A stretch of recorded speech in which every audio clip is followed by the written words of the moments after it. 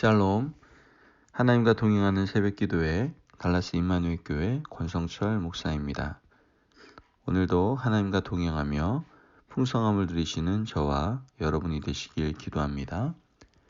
말씀은 신명기 1장 1절에서 8절까지의 말씀입니다.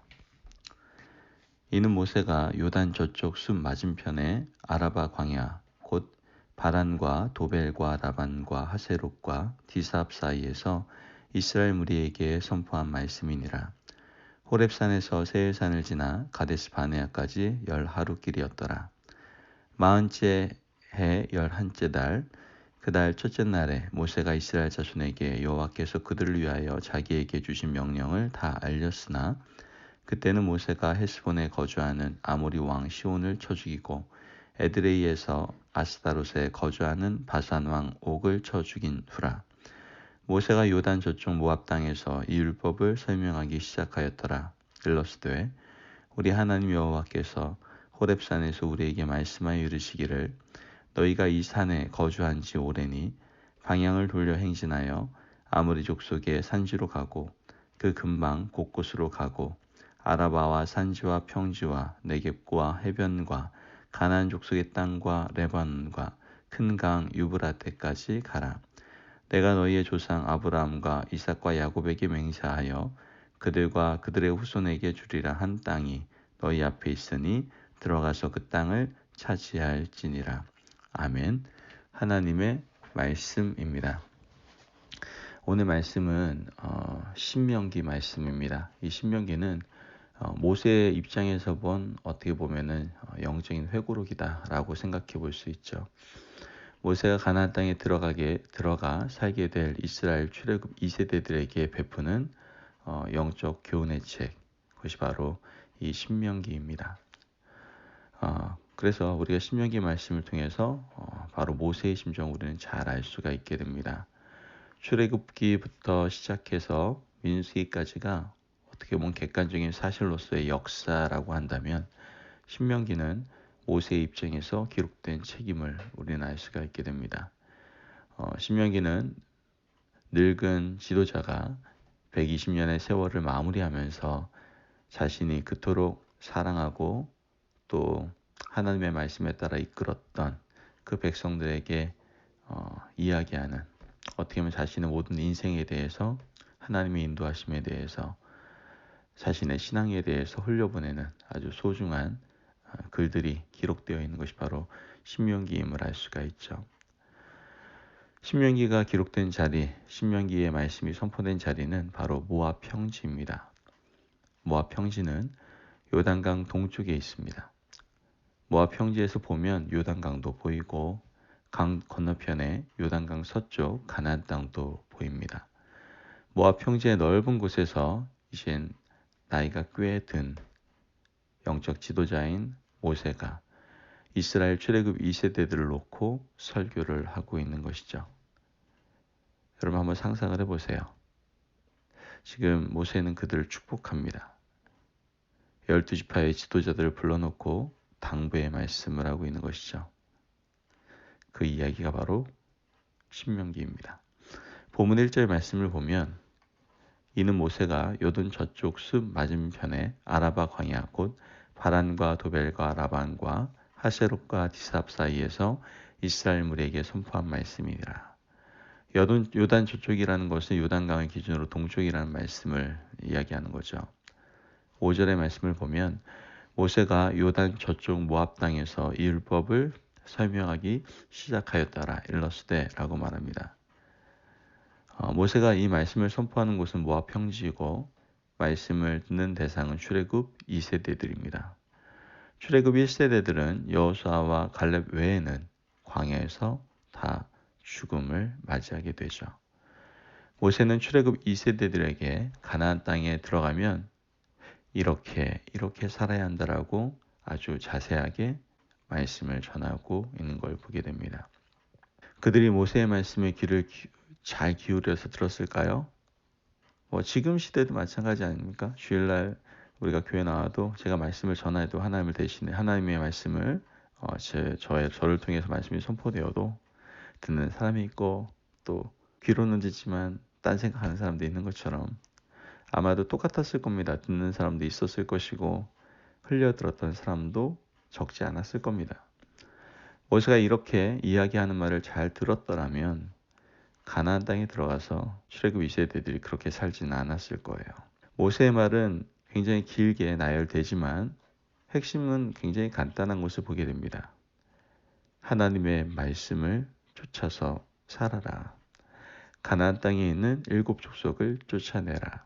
그 말씀을 하고 있는 거죠. 그런데 이스라엘 백성들은 그 말씀에 순종하지 못하죠. 출애굽 2세대들의 실패를 우리는 신명기를 통해서 볼 수가 있게 됩니다. 모세가 40년의 여정을 자신의 관점에서 기록하고 있기 때문에 출애굽기에서 민수기로 이어지는 사건이 일정 좀 반복되는 이야기들이 많이 나오는 것을 보게 됩니다. 모세는 시간의 순서대로 신명기를 설교하지 않았어요. 자신이 생각나는 대로 자신이 생각할 때 중요한 순서, 정말 이제 가나안 땅을 밟을 출애굽 2세대들이 꼭 필요한 말씀의 순서대로 아마 말씀을 전했을 겁니다. 신명기 1장에서 모세가 가장 먼저 전한 사건은 바로 가데스 바네아 사건이었죠. 민수기 13장, 14장에 나오는 사건인데 각 지파별로 정탐꾼 1명씩 12명을 뽑아서 가나안 땅을 정탐하게 하죠. 그런데 그 중에 10명은 부정적인 보고를 하고 여호수아와 갈렙만이 하나님께서 원하시는 그런 믿음의 보고를 하게 되죠. 정탐 보고가 끝난 후에 이스라엘 백성들이 통곡하고 모세와 아론을 돌로 치려고 하죠. 하나님께서 진노하셔서 정탐한 40일의 하루를 1년으로 환산하여 40년간 광야 방황을 명하신 걸 보게 됩니다. 아마 모세 입장에서는 그때가 가장 마음이 아팠고 가장 힘들었을 겁니다. 19절 오늘 말씀을 보면 우리 하나님 여호와께서 우리에게 명령하신 대로 우리가 호렙산을 떠나 너희가 보았던 그 크고 두려운 광야를 지나 아모리 족속의 산지 길로 가데스 바네아에 이른 때에 이렇게 말씀하고요. 26절에서 27절 말씀 보면 그러나 너희가 올라가기를 원하지 아니하고 너희 하나님 여호와의 명령을 거역하여 장막 중에 원망하여 이르기를 여호와께서 우리를 미워하심으로 아모리 족속의 손에 넘겨 멸하시려고 우리를 애굽 땅에서 인도하여 내셨도다. 이렇게 말하는 걸 보게 됩니다. 백성들의 잘못, 즉 출애굽 1세대들의 잘못을 이야기하고 있는 거예요.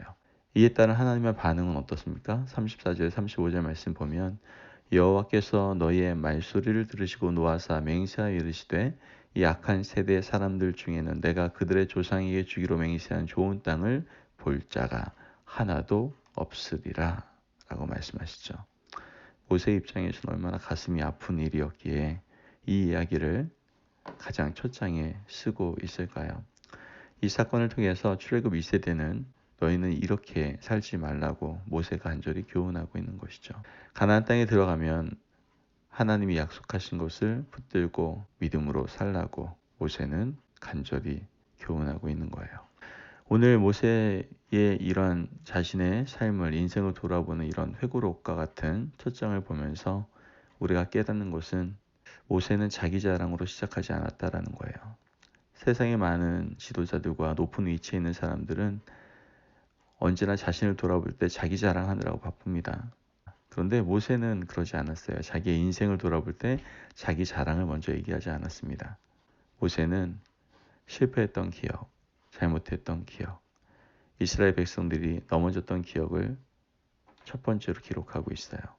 실패를 통해서 교훈을 얻고 책망받았던 것들을 통해서 그 다음 세대는 역사의 교훈을 얻으라고 이야기를 하고 있는 것이죠. 어떻게 보면 모세 자신의 자랑은 하나도 없다는 것이죠. 모세의 이런 고백과 용기, 백성을 사랑하는 마음이 바로 믿음의 성도인 우리에게 있어야 합니다. 여러분 한번 오늘 우리 자신의 신명기를 한번 생각해 보았으면 좋겠습니다.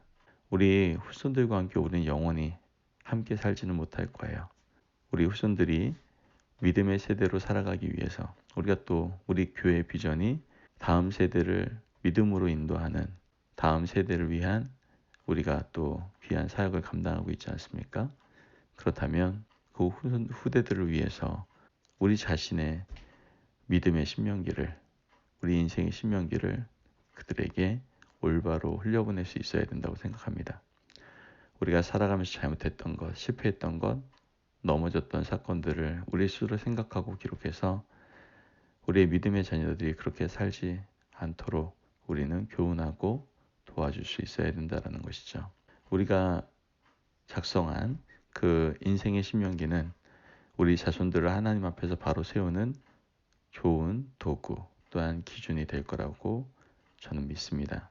이 모든 것은 영적 지도자였던 모세가 이스라엘 백성들을 사랑하면서부터 시작되었던 글이었음을 우리는 분명히 알게 되며 우리도 우리의 믿음의 후대들, 다음 세대들, 또한 우리 가족들, 그들을 사랑하는 마음으로 인생의 신명기를 통해서 그들에게 우리의 부족하고 연약했던 또한 실패했던 모습들을 그들에게 나누며 이젠 하나님의 약속만을 붙들라고 믿음으로 살라고 권면하며 그들을 믿음의 길로 인도할 수 있는 저와 여러분들이 되시기를 간절히 소망합니다.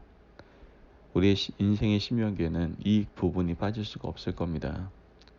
하나님 은혜 없이는 안 된다. 하나님께 기도하지 않고서는 안 된다. 하나님의 약속의 말씀을 붙들지 않고는 안 된다. 라는 그 고백이 분명 우리 인생의 신명기에는 작성될 거라고 믿습니다. 그 믿음의 고백, 그 믿음의 간증이 우리 후손들에게 흘러갈 수 있도록 우리 스스로 우리 인생의 신명기를 써보고 그 신명기를 흘려보낼 수 있는 저와 여러분들이 되시기를 주님의 이름으로 축복합니다. 기도하겠습니다. 하나님 감사합니다. 오늘도 우리에게 귀한 말씀을 주시고 우리 자신을 돌아볼 수 있는 시간 허락하시니 감사합니다. 하나님, 우리가 신앙생활하면서 우리의 인생의 신명기를 작성할 수 있도록 도와주시고 가운데 우리의 넘어지고 실패했고 또 우리의 연약한 모습들을 돌아보며 이제 다음 세대들에게 올바른 믿음의 길을 걸어갈 수 있도록 우리가 선한 영향을 흘려보낼 수 있는 그 믿음의 길을 인도할 수 있는 아름다운 신앙의 이야기들을 우리 다음 세대에게 흘려보낼 수 있는 저희들의 신앙이 될 수 있도록 주님께서 축복하시고 함께하여 주옵소서. 오늘도 하나님의 은혜를 구하며 주님의 말씀에 따라 살아가는 저와 우리 모든 성도들이 되기를 간절히 소망하며 예수님의 이름으로 기도합니다. 아멘.